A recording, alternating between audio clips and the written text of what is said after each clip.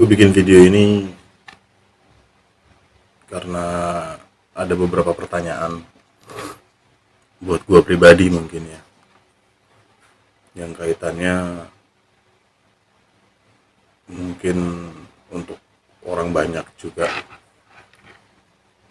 dalam artian mungkin orang banyaknya yang merasa hal-hal kayak gini tuh perlulah dibicarakan atau dipertanyakan lebih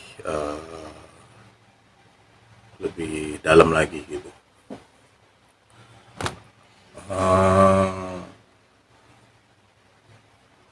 Perihalnya itu tentang arti kata ikhtiar yang banyak orang, dan belum lama ini juga gue baru aja ngebahas soal penafsiran atau penjelasan tentang kata ikhtiar itu sendiri, yang hasil dari pembicaraan itu si lawan bicara gue ini, yang sebetulnya dia juga teman gue, orang-orang dekat gue itu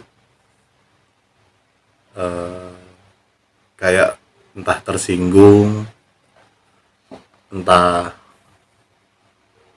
ya intinya egonya dia terhadap jawaban yang dia utarakan itu seperti meningkatkan amarahnya dia ya. Nah, gue nggak bahas lebih lanjut ya pembicaraan gue gimana ke dia. Intinya yang gue mau bahas lebih dalam tentang pertanyaan gue mengenai apa sih ikhtiar. Apakah ikhtiar itu yang membuat kita mendapatkan penghasilan, mendapatkan uang, mendapatkan rizki gitu. Sebagian orang banyak yang yang pernah gue coba pertanyakan, termasuk yang tadi di awal gue ceritakan, ada temen gue, kemudian kerabat dekat gue juga. Jawabannya mereka adalah ikhtiar itu usaha untuk mendapatkan rizki. Karena kalau kita tidak ikhtiar, bagaimana Allah Subhanahu wa Ta'ala atau Tuhan itu bisa memberikan rizki? Nah, itu yang membuat gue jadi pertanyaan lebih dalam. Kenapa kok membawa unsur Tuhan, membawa unsur Allah Subhanahu wa Ta'ala dalam hal ikhtiar kita ya. Ya mungkin di sini kalimat gue agak kurang bisa dimengerti, tapi justru gue sendiri pun dalam pertanyaan besar, kenapa kok seolah-olah Tuhan itu butuh ikhtiar kita untuk bisa memberikan rizki kepada kita? Apakah betul-betul Tuhan atau Allah Subhanahu wa Ta'ala itu bergantung pada ikhtiar kita, sedangkan ini bertentangan dengan apa yang pernah gue dapat, apa yang pernah gue dengar di beberapa majelis taklim, pengajian soal pengasihnya Allah, maha pemberinya Allah, yang maha tak terbatasnya Allah. Dan gue setuju dengan itu, karena kalau Tuhan ada keterbatasan berarti dia bukan Tuhan menurut gue. Karena Tuhan itu pasti tidak terbatas, tidak tergantung pada apapun. Jadi kalau stigmanya adalah ikhtiar itu agar Tuhan, agar Allah bisa memberikan rizki, gue menolak. Dan gue juga pernah mendapat penjelasan soal rizki itu adalah salah satu dari 4 kepastian yang terkontrak atau sudah ditulis oleh Allah Subhanahu wa Ta'ala atau Tuhan pada saat kita belum dilahirkan ke bumi. Salah satunya mungkin kalau gue boleh sebutkan keempat itu umur, kemudian jodoh, rezeki, dan kodo dan kodar. Setahu gue itu. Kalau misalkan gue salah atau ada yang kurang, gue minta dikoreksi sama kalian. Nah, rezeki itu ada di salah satu empat takdir atau empat kepastian yang Allah tulis perjanjiannya dengan kita gitu. Mati di umur berapa, jodohnya nanti siapa, jodohnya nanti ketemu siapa, jodohnya nanti bekerja di mana, itu masuk ke rezekinya seperti apa, kemudian kode dan kodarnya bakal seperti apa. Itu kan kepastian yang Allah sudah kontrakkan kepada kita. Nah, lalu kenapa kok ikhtiar disangkut pautkan dengan rezeki? Itu yang jadi bahan pertanyaan gue. Mungkin teman-teman di rumah bisa bantu gue untuk jawab pertanyaan gue. Kenapa ikhtiar disangkut pautkan dengan rezeki? Yang notabene-nya rezeki itu sudah ditakdirkan atau sudah dipastikan. Bukan karena ikhtiar kita, bukan karena Allah yang memiliki rahmat yang besar, memiliki kasih yang besar. Kenapa sih kok kita banyak teman gue bilang, kalau gue nggak kerja gimana gue sama anak bini bisa makan, kalau gue nggak usaha gimana gue mau dapat rezeki. Entah kenapa gue di kepala gue, sebelum masuk ke hati aja, di kepala gue itu kayak nggak masuk akal loh, kok begitu gitu loh. Apakah gue yang salah?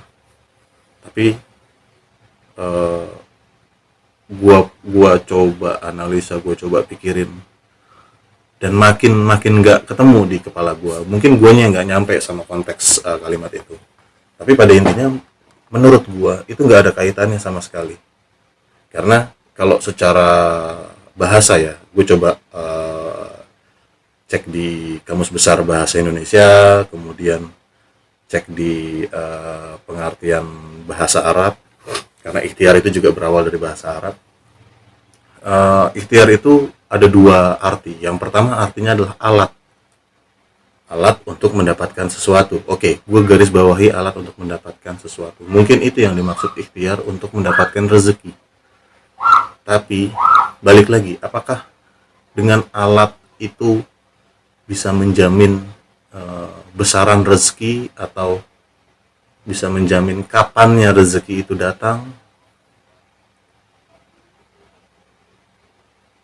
Boleh dijawab kalau misalkan ada yang bisa bantu gue jawab ya, karena gue di sini benar-benar bertanya, dan gue coba membuka wadah pikiran gue untuk bisa selalu kosong dan menerima masukan atau komentar dari teman-teman.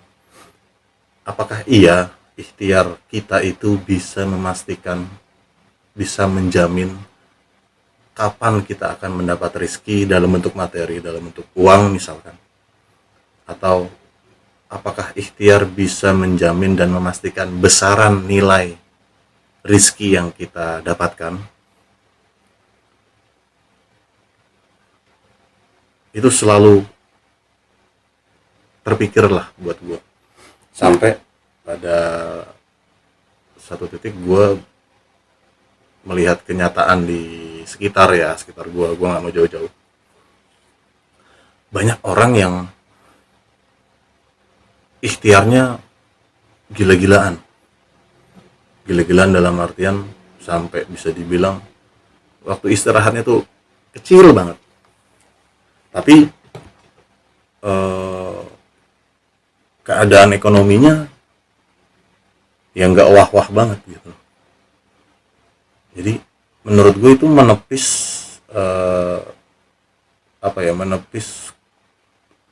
menepis pemahaman tentang sebesar apa ikhtiar kita, maka akan sebesar itu pula hasil yang akan kita terima. Gue menepis itu karena hasil ini menurut gue nggak ada kaitannya sama ikhtiar, karena hasil itu kaitannya sama rahmatnya Allah Subhanahu wa taala ya. Jadi nggak ada kaitan apapun terhadap ikhtiar. Kemudian gue coba ke pengertian kedua. Pengertian kedua di KBBI dan di bahasa Arab pun itu pilihan kita terhadap beberapa pilihan. Kita mau memilih apa? Kan kita di dunia ini juga dalam kondisi memilih ya, memilih untuk misalkan berdagang, dan berdagang ini kan banyak dagangannya ya. Kita memilih misalkan dagang buah segar, atau memilih berdagang makanan olahan misalkan, atau apapun. Kita memilih. Nah, memilih di sini apakah itu pun menjamin kapannya rezeki kita datang, atau bisa menjamin dan memastikan besaran nilai yang kita terima berdasarkan ikhtiar yang kita lakukan. Jawaban yang terbesit di hati gua, nah di sini hati gua yang main. Jawaban yang terbesit di hati gua nggak bisa menjamin apa-apa. Itu di hati gua ya. Nah, kalau misalkan semua itu tuh nggak bisa menjamin, semua itu tentang ikhtiar maksud gue. Jadi artinya mau ikhtiar kita besar, mau ikhtiar kita kecil, mau ikhtiar kita santai, itu pilihan kita. Nah, itu tidak menjamin besaran nilai rezeki kita, tidak menjamin waktu kapannya si rezeki kita itu datang. Karena rezeki itu kan sifatnya pasti, seperti maut ya, pasti datang gitu. Kalau itu tidak bisa menjamin, berarti ya memang nggak ada kaitannya. Dan pemahaman gue mulai masuk kepada bahwa ikhtiar itu sebenarnya lebih kepada aktivitas yang kita perlukan untuk diri kita sendiri dan bermanfaat bagi orang lain. Titik sampai di situ menurut gue. Jadi dia nggak bisa memastikan, menjamin atau melakukan apapun terhadap rezeki kita, karena rezeki kita sifatnya pasti. Gitu. Banyak statement yang mau gua kutip, cuman gimana ya? Agak melebar mungkin, takutnya gua bakal agak melebar. Gua mau coba olah pikiran gua di sini bareng sama kalian aja yang ngedengerin pemikiran gue ini. Apakah gue salah? Apakah gue nggak perlu mempertanyakan itu? Tapi sedikit gue cerita tentang kehidupan gue saat ini. Gue punya satu usaha kecil, usaha kuliner online kecil, olahan makanan yang diolah seperti itu. Nah, menurut gue, karena gue yang menjalani, menurut gue ikhtiar gue itu sudah bisa dibilang mungkin melebihi ikhtiarnya orang-orang normal pada umumnya. Karena pernah di satu waktu kita buka warungnya itu 24 jam. Kita pernah sampai di tahap itu 24 jam. Pembelinya ada apa enggak? Ya kadang ada, kadang enggak ada gitu. Cuman di situ salah satu ikhtiar kita, siapa tahu di jam-jam 3 pagi, di jam 2 pagi, atau jam 4 pagi, itu siapa tahu ada yang butuh makanan olahan kami gitu. Nah, sampai itu berjalan berapa bulan, kemudian kita putusin karena kok jadi duit banget gitu loh maksudnya. Akhirnya kita putusin, ya kita rubah, kita buka dari jam 6 pagi sampai jam 10 malam. Dan menurut gue itu pun dibanding ikhtiarnya orang kantoran atau pedagang pedagang yang lain, itu pun ikhtiar gue yang gue lakuin itu juga boleh lah ya kalau gue bilang lebih berat ikhtiar gue, karena sampai jam 10 malam nih. Memang bedanya gue nggak dorong-dorong gerobak. Kalau mungkin ke tukang ketoprak, tukang bubur itu yang keliling, itu dia dorong-dorong gerobak. Memang capeknya di saat dia dorong berangkat dan pulang dan kelilingnya itu makan tenaga, betul. Tapi dari sisi waktu, waktu gue lebih banyak, sedangkan tukang ketoprak atau tukang bubur kayaknya jam 11 siang aja udah pulang, udah istirahat, dan sampai malam dia bisa ngelakuin aktivitas lain sama keluarganya. Nah, itu tidak membuat kondisi keuangan gue lebih hebat ketimbang tukang ketoprak atau tukang bubur atau tukang dagang yang lain yang kelilingnya. Nggak lebih hebat. Bahkan pernah gue malah merasanya tukang bubur ada di sekitar gue, sekitar tempat tinggal gue. Tukang bubur itu malah gue ngerasanya ngelihat dia, wah dia lebih hebat, lebih mantap, karena dia bisa beli ini, bisa beli itu. Dan gue alhamdulillah gue senang ngelihat tukang bubur bisa sejahtera itu. Dan itu yang bikin gue menyimpulkan bahwa besar kecilnya ikhtiar kita itu pun nggak bisa menjamin besaran nilai atau besaran hasil yang kita terima. Kalaupun kita tidak ikhtiar, apakah Allah tidak mampu memberikan rezeki kepada kita atau tidak mampu memberikan penghidupan kepada kita? Itu pertanyaan gue. Apakah Allah Tuhan yang Maha Esa, Maha Kuasa, Maha Perkasa, Maha Pemberi? Judulnya aja, salah satu Asmaul Husnanya kan Maha Pemberi, Maha Pengasih, Maha Penyayang. Itu ada di Ar-Rahman Ar-Rahim. Maha Pengasih dulu, baru Maha Penyayang. Maha Pemberi. Nah, sekarang sudah pakai kata Maha, yang menurut gue pengertiannya, penafsirannya yang tidak terbatas, yang tidak ada tara. Jadi dia yang paling top lah. Gue nggak bisa bilang nomor 1 karena pasti ada nomor 2. Itulah menurut gue yang paling layak Maha Esa, bukan Maha Tunggal. Karena Tunggal ada Dwi, kalau Esa nggak ada lagi kata berikutnya. Titik di kata Esa itu. Nah, sekarang kalau Maha Pemberi, ya dialah yang paling mampu memberikan segala sesuatu tanpa membutuhkan apapun. Bahkan tanpa kita berikhtiar pun Allah mampu memberikan rizki kepada kita. Kejadian itu atau konsep itu pernah dialami oleh salah satu, kalau gue anggap beliau ini mungkin wali Allah ya, tapi wallahu alam. Tapi menurut gue berdasarkan yang gue lihat, dan memang gue lihatnya masih di YouTube, ada di satu konten YouTube senior gue. Boleh gue sebut nggak ya? Boleh lah ya, buat referensi kalian ya. Nama channelnya Sinau Urip. Itu ada satu konten yang isinya tuh mengupas kehidupan, siapa namanya ya waktu itu ya? Mbah Ponggrik kalau nggak salah. Iya. Tapi nanti dicari aja deh, atau nanti gue masukin di description deh kalau misalkan gue ketemu channel videonya. Intinya di situ dia melakukan hal yang di luar batas manusia normal, tapi layak untuk dilakukan untuk menguji Allah. Mungkin dosa kali ya, kalau menurut ulama-ulama mungkin menguji Allah itu dosa ya, tapi kalau gue ngelihat dia tuh terlepas dosa atau enggak, tapi menurut gue itu orang jenius, dan ya gue anggap dia wali Allah ya. Apa yang dia lakukan, mungkin lo semua nanya-nanya yang belum pernah nonton mungkin ya, tapi gue saranin lo nonton.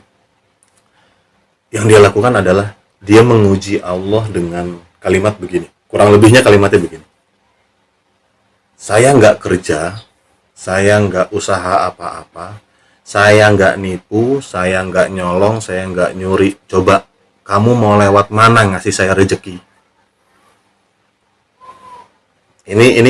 Ini real yang gue tonton di video, nanti boleh ditonton ya. Nama channelnya Sinau Urip, gue ulangi, Sinau Urip. Nah, dia melakukan itu pada waktu dia menjadi musafir atau melakukan perjalanan dari kampungnya. Kalau nggak salah kampungnya daerah Jawa Tengah, Banjarnegara apa mana gitu, gue lupa. Nanti dilihat lagi deh. Nah, dia melakukan perjalanan ke arah barat sih ya. Jadi kayak Biksu Tong sama Sun Gokong ya, sama adik-adiknya ke cari kitab suci ke barat. Nah, dia ke barat, ke jalur Sumatera. Jadi dari Jawa Tengah apa Jawa mana itu Banjarnegara. Dari Jawa perjalanan ke Sumatera. Sampailah dia di satu daerah. Kalau nggak salah dia baru nyebrang di Bakauheni kalau nggak salah. Itu duitnya dia bilang kalau nggak salah tinggal 15.000 apa berapa gitu. Yang secara logika kalau dia melanjutkan perjalanan terus sampai ke Aceh, jelas nggak cukup lah 15.000 atau 20.000. Kalau misalkan naik kendaraan umum ya. Nah, tapi yang dia lakukan dia jalan kaki dan menumpang dari truk satu ke truk lainnya, dan dominansi lebih banyak di jalan kaki. Nah, dalam perjalanan yang lucu, menurut gue lucu sih cerita dia. Gue percaya sama cerita dia, makanya gue sebut cerita dia itu fakta dan lucu menurut gue. Karena apa? Sepanjang perjalanan dia itu banyak menerima pemberian orang lain yang bahkan sampai nangis minta pemberiannya diterima. Karena beberapa kali sempat ditolak, beberapa kali orang yang memberi itu ditolak sama si Mbah Ponggrik ini, ditolak, tapi si pemberi ini nangis mohon minta diterima. Itu lucu menurut gue di zaman sekarang gitu. Masih ada gitu orang yang diberi tapi dia menolak, dan si pemberi ini sampai nangis. Jadi si orang yang dianggap fakir ini membuat si orang yang mampu atau si orang yang memberi ini menangis minta diterima pemberiannya. Jujur gue belum pernah nemuin kasus seperti ini. Nah, karena si pemberi ini sudah menangis, diterima lah akhirnya sampai dia melanjutkan perjalanan terus sampai di daerah, gue lupa ya daerah mana, cuman kayaknya sekitaran Medan lah. Ya, sekitaran Medan. Sebelum nyebrang ke Aceh, sekitaran Medan kalau nggak salah. Si Mbah Ponggrik ini megang uang dalam jumlah cukup besar, bro. 40 juta atau 70 juta, gue lupa. Kalau nggak salah di angka 70. Tapi ya nanti balik lagi ya, kita saling koreksi ya. Nanti gue akan coba cari link videonya, gue upload di deskripsi. Nah, dengan nilai sebesar itu dia tanpa bekerja loh. Dia nggak ya layaknya kalau penampilan penampilan gembel lah ya, maaf ya. Itu kan biasanya dia ngerongsok, cari botol-botol bekas atau cari barang-barang bekas, cari kardus bekas, koran bekas untuk dikilo, kemudian dapat uang misalkan 20.000 atau 30.000 kayak gitu. Ini dia nggak melakukan itu. Nah, nilai sebesar itu loh, itu dia sudah sampai di daerah sekitaran Medan mungkin. Nilai sebesar itu mungkin nggak sih menurut lo? Kita bicara hitungan manusia normal, manusia kita lah, pikiran kita, hitung-hitungan kita. Apakah mungkin orang yang tidak bekerja, tidak berusaha, bisa memiliki uang sebesar itu? Tidak berikhtiar berarti ya. Kalau pengertian ikhtiar menurut teman-teman atau orang banyak itu ikhtiar adalah berusaha mencari rezeki. Nah, ini orang ini tidak berikhtiar. Karena dia hanya melakukan perjalanan mencari tempat untuk dia bisa tinggal dengan nyaman. Cuman itu. Sampai akhirnya, gue lanjutin ceritanya, sampai akhirnya di kota yang dia uangnya mencapai angka puluhan juta itu dia menangis, minta ampun ke Allah, terus mengakui keagungan Allah. Kalimatnya kurang lebih begini. Nanti lihat lagi videonya lah ya, kalimatnya dia. Kalimatnya begini, ya Allah, aku minta maaf, aku minta ampun, dah aku mengakui kalau Engkau Maha Pemberi. Aku tidak bekerja, aku tidak menipu, aku tidak mencuri, tidak merampok. Tapi Engkau memberikan titipan kepadaku uang sebanyak ini. Intinya kurang lebih begitu. Nah, karena dia sudah mengakui ke maha agungnya Allah, maha kuasanya Allah, maha pemberi rizkinya Allah, akhirnya dia minta sama Allah begini, ya Allah, karena saya sudah kalah,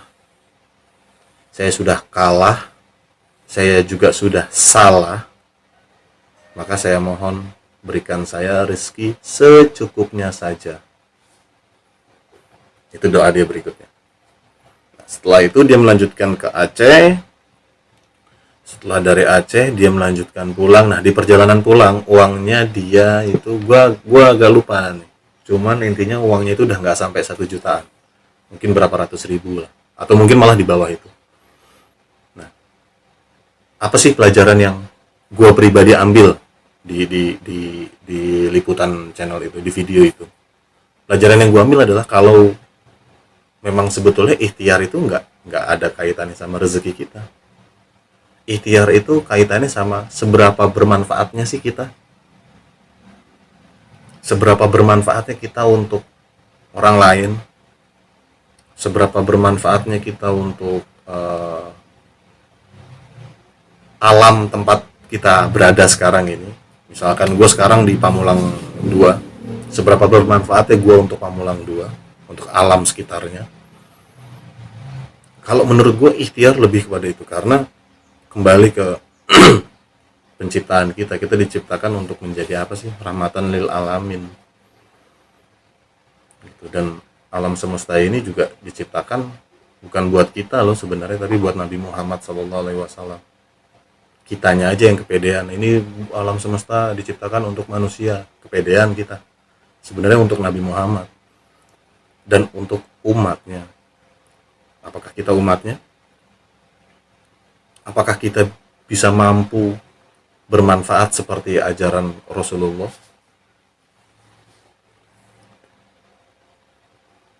Pertanyaan-pertanyaan gue itu yang sejelimet-jelimet itu ya. Menurut gue sih jelimet, tapi menurut lo semua nggak jelimet ya tolong bantu gue untuk mengatasi keruwetan pikiran gue. Tapi pada kesimpulan gue adalah ikhtiar itu nggak ada hubungannya sama rezeki kita. Ikhtiar itu hubungannya sama aktivitas kita yang bisa bermanfaat untuk diri dan untuk lingkungan sekitar. Seberapa bermanfaat kita, itu urusannya sama ikhtiar. Tapi kalau rezeki itu urusannya sama 4 kepastian yang sudah Allah takdirkan atau sudah Allah tulis kontraknya untuk kita sebelum kita lahir. Ada satu kalimat pedagang pinggir jalan raya ada di video gua sebelumnya, namanya nasi bebek Madura Mas Jun. Tapi ini yang ngomong bukan Mas Junnya, ini yang ngomong sepupunya. Dia bilang kalau maaf ya, kalangan atas kerjanya kan bercanda tapi gajinya serius. Kalau saya kerjanya serius, gajinya bercanda.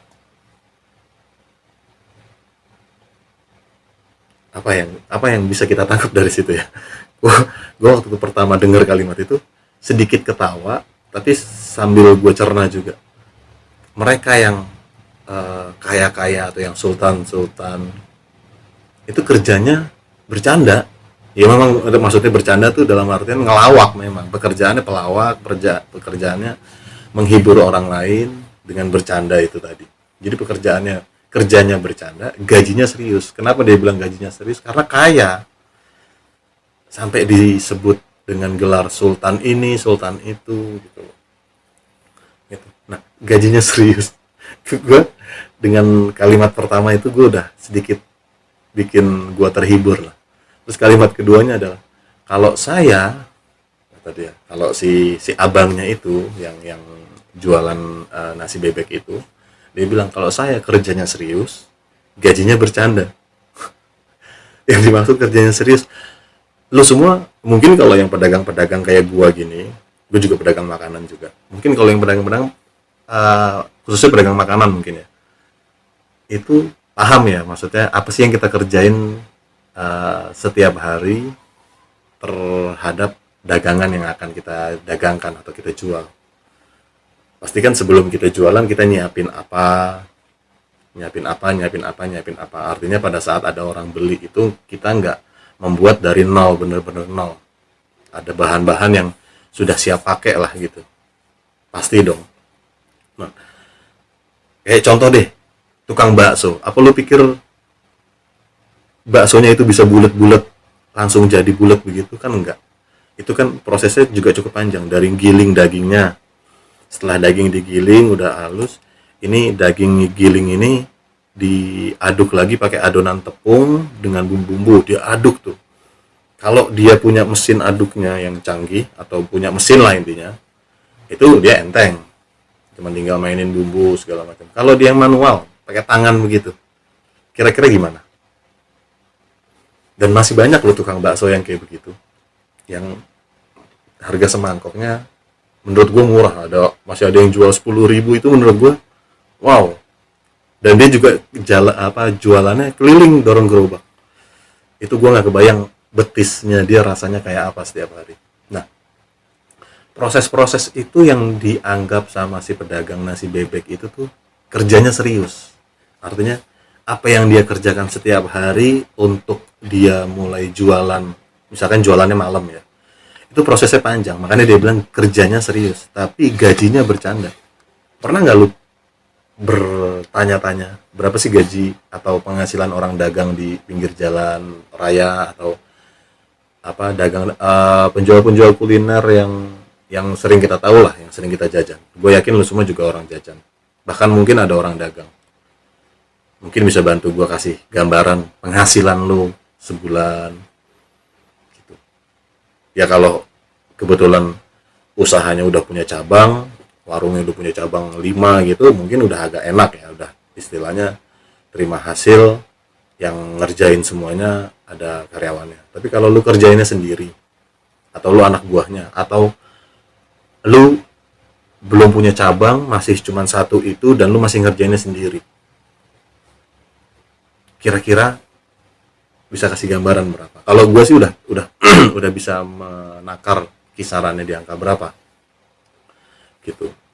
Nah, itu yang dia maksud kerjanya serius. Kerjanya tuh banyak stepnya, tapi gajinya bercanda. Berbeda atau berlawanan dengan kalangan-kalangan atas, baik maaf gue sebut kalangan anggota DPR atau yang lain-lain lah. Itu dianggapnya kerjanya bercanda tapi gajinya serius. Ya mungkin ini bisa jadi sindiran ke para anggota DPR atau legislatif, eksekutif atau yudikatif. Kalau sepusing apapun kalian, tetap kalian dianggap kerjanya bercanda. Ya nggak usah marah sih sama kalimat itu menurut gua, tapi lebih ke tunjukin deh apa sih yang lu kerjain, hasilnya apa sih yang lu kerjain. Kalau tukang nasi bebek, yang hasil yang dia kerjain adalah nasi bebek yang lu makan. Nah kalau kalian kira-kira hasilnya apa? Kalau misalkan pelawak atau entertainer, ya dia hasil kerjanya adalah bikin kita terhibur, bikin kita melupakan sejenak ya, stres kita terhadap rutinitas kita sehari-hari. Nah, balik lagi ke persoalan ikhtiar. Apakah itu yang disebut ikhtiar yang membuat kita bisa makan, atau memastikan dan menjamin waktu dan besaran nilai rezeki atau nilai hasil yang kita terima? Kalau dipikir ya, orang jualan yang di pinggir jalan raya itu ikhtiarnya jauh lebih besar ketimbang ikhtiarnya, nggak usah gue sebut kali ya, dipikir dulu aja di masing-masing kepala lo semua ya. Artinya, apakah ikhtiar seperti itu, apakah kalau ikhtiar kita bikin 24 jam nonstop deh, kita ikhtiar kerja keras, apakah terus kita jadi kaya raya, jadi kayak sultan? Enggak. Coba deh dulu semua pikir, ikhtiar apa yang, jenis macam ikhtiar apa yang paling keras? Boleh gue kasih gambaran kali ya. Tukang bangunan itu keras menurut gue. Terus tukang tambang yang masih tradisional maksudnya dalam artian misal kita sebut tambang emas, tapi bukan yang skala pabrikan kayak Freeport, yang dia masih pakai cara tradisional, bikin galian lubang, dia masuk dengan manual, biarpun dengan tali keamanan, tapi keamanan yang enggak masuk prosedur atau enggak standar. Nah, ini kerjaannya keras semua, dan di sini ada satu pekerjaan atau satu ikhtiar yang keras dengan hasilnya itu emas loh. Emas, men. Emas itu kan nilai ukur sebuah mata uang. Jadi gue masuk ke sisi ekonomi sedikit. Kenapa nilai mata uang itu bisa berbeda-beda padahal harusnya sama? Harusnya menurut gue harusnya sama. Nah, emas ini yang menjadi patokan. Misalkan satu negara ini dia punya emasnya berapa ton misalkan. Nah, berapa tonnya ini tuh bisa dikonversi atau menjadi tolak ukur berapa jumlah uang yang boleh dicetak si negara ini. Kalau si negara ini mencetak uang lebih dari jumlah emas yang dimiliki, maka ekonomi negara tersebut harusnya kacau. Gitu. Entah nilai uangnya jadi nggak ada, entah ya macam-macam lah. Gue nggak mau masuk ke ranah ekonomi karena gue bukan ahli ekonomi di situ. Cuman yang gue tahu seperti itu. Nah, balik lagi ke ikhtiarnya si penambang emas tradisional. Kurang besar apa ikhtiar dia ketimbang profesi yang lain, atau profesi teman-teman mungkin ada yang kantoran, jadi manajer, atau bahkan jadi pemilik direktur, atau ya macam-macam lah ya. Coba kita bandingkan ikhtiar Anda, ikhtiar teman-teman dibanding ikhtiarnya tukang bangunan, tukang tambang emas atau penambang emas atau penambang material lain lah ya. Intinya penambang yang tradisional. Malah yang penambang yang pabrikan itu pun juga keras loh, bro. Ikhtiarnya pun juga gila-gilaan loh. Padahal dengan teknologi-teknologi yang canggih, tapi sama loh ikhtiarnya dia, mereka keras juga loh. Lagi jauh dari istri, anak. Almarhum bokap gue juga di bidang pertambangan, di bidang minyak, tapi bukan di posisi kilang minyak atau posisi gue sebenarnya agak susah jelasinnya ya. Intinya bokap gue itu, almarhum bokap gue itu porsi pekerjaannya adalah sebelum dibangun kilang minyak, sebelum dibangun pengeboran minyak. Nah, bokap gue dulu yang masuk ke situ, ke lokasi itu. Dia proses kerjanya, yang gue tahu sedikit, dia proses kerjanya itu cuman ngelempar bom sonar, bom suara. Kemudian suara itu nyampe ke dasar laut dan kembali lagi mantul kan ya, mantul. Nah, pantulannya ini itu yang diolah sama bokap gua. Nah, diolahnya itu nanti bentuknya akan jadi data. Mungkin kalau gue nyebutnya data sebaran tanah atau data geofisikanya lah ya. Geo itu kan tanahnya, lapisan tanahnya, dan kandungan apa yang terkandung di tanah tersebut sampai dengan potensi bencana yang terjadi jika pengeboran di titik itu. Nah, itu bokap gua. Menurut gua yang bokap gua lakukan itu nggak seberat orang-orang yang di kilang minyaknya.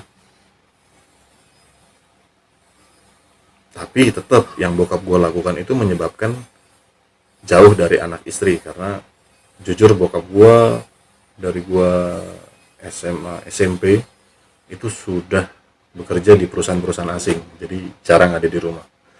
Nah, dengan kondisi itu aja masih gue bilang yang bekerja di kilang minyak itu ikhtiarnya lebih gede. Padahal bokap gue itu juga ikhtiarnya juga susah payah, jauh dari keluarga di tengah laut, sebulanan lah di tengah laut. Gue bayangin sebulan di tengah laut itu rasanya kayak apa. Apalagi yang di kilang minyaknya itu berbulan-bulan atau mungkin setahun di kilang minyak itu, yang dia nggak ketemu, bisa dibilang dia nggak punya peradaban lain selain di kilang itu ya. Nah itu ikhtiarnya.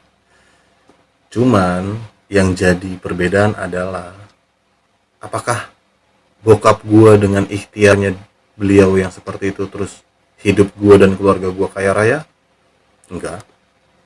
Kami biasa aja, maksudnya keluarga yang cukup, nggak yang kesulitan, nggak yang kesulitan ekonomi banget, nggak juga, ya nggak kesulitan lah, intinya berkecukupan, cuman juga nggak berlebihan.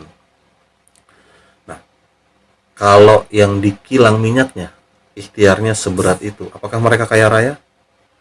Ada sebagian yang kaya raya, tapi ada juga yang enggak. Lalu apakah yang ikhtiarnya nggak sebesar itu kaya raya? Banyak yang nggak usah sampai ke tengah laut berbulan-bulan, yang setiap hari masih bisa ketemu anak istrinya, itu lebih kaya malah. Jadi ya itu pertanyaan gue, kenapa kok orang banyak di sekeliling gue, orang dekat gue, temen gue itu memilih keyakinan bahwa ikhtiarlah yang menentukan rezeki. Saat gue bilang, hati-hati sama kalimat itu bisa jadi lu menduakan Allah dengan yang namanya ikhtiar. Gue bilang begitu, dia marah. Nah, ya ini yang tadi gue bilang, kenapa bisa marah, karena ada satu sarkas, gue anggap mungkin sarkas mungkin ya, sampai dia tersinggung. Dia bilang karena kalimat gue itu mungkin menduakan Allah dengan kata ikhtiar, karena gue pernah dengar dari ceramahnya Ustadz Adi Hidayat. Itu salah satu ustadz favorit gue karena cerdas banget dia menurut gue ya. Dia bilang hati-hati dengan ikhtiar kita, jangan sampai kita sombong atas ikhtiar yang sudah kita lakukan. Yang gue tangkap dari kalimat Ustadz Adi Hidayat adalah jangan sampai kita merasa ikhtiar kita yang bisa bikin kita makan. Jangan sampai kita merasa dan apalagi sampai yakin kalau ikhtiar kita yang bikin ekonomi kita melimpah ruah. Karena sejatinya bukan itu. Kalau Sujiwo Tejo bilang ribuan orang, jutaan orang berlomba-lomba mencari rezeki. Oke, ya kan? Pasti dong berlomba-lomba mencari rezeki, biarpun nggak merasa berlomba-lomba. Artinya bareng-bareng mencari rezeki dengan hiruk pikuknya kesibukan kalian. Nah, gue lanjutin kalimatnya Mbah Sujiwo Tejo. Dia bilang, tapi mereka nggak tahu di mana alamatnya rezeki. Apa yang kita bisa tangkap dari kalimat yang Mbah Sujiwo Tejo? Kita semua beramai-ramai berikhtiar mencari rezeki, tapi nggak tahu di mana alamatnya rezeki. Apa di kantor? Apa di pasar? Apa di mana? Itu yang jadi dasar kegelisahan gue. Kenapa sih pemahaman tentang ikhtiar itu bisa sampai seperti menjamin perkara rezeki. Oke, gitu aja. Gue minta bantuan teman-teman yang nonton. Soal pertanyaan-pertanyaan gue ini. Apakah gue salah? Apakah gue kurang referensi? Dan kalaupun memang gue salah dan gue kurang referensi, ya gue mengakui dan gue menerima koreksi dari teman-teman. Sekali lagi, gue cuma manusia biasa yang cuma dikasih wadah otak, dan ya akhir kata gue cuma minta dikoreksi dari teman-teman. Kalau suka dengan pembicaraan-pembicaraan kayak gini, boleh silahkan subscribe, di like, atau di klik tombol loncengnya. Tapi kalau nggak suka ya nggak usah, nggak apa-apa.